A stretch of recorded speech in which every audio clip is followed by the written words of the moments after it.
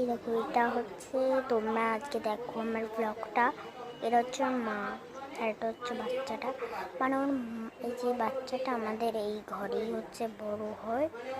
আর হচ্ছে মা না ওকে ছেড়ে দিয়ে কোথায় পালিয়ে গেল। আর আজ ওর মাকে পেয়েছে, ও হচ্ছে শান্তিতে আছে। দেখো খাবার পাচ্ছে, ওর মাকে পাচ্ছে, বাচ্চাটার জীবন বাঁচছে। যখন দেখো মার কাছে ওর মায়ের কাছেই যাবে বলে অনেক দিন থেকে চটপট করছিল। ওর মাকে পেয়ে গেছে। আমি না মাকে প্রচুর ভয় করি। এদিকে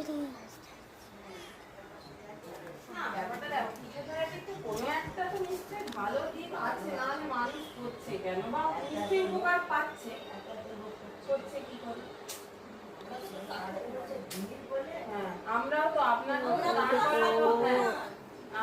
তো ধরুন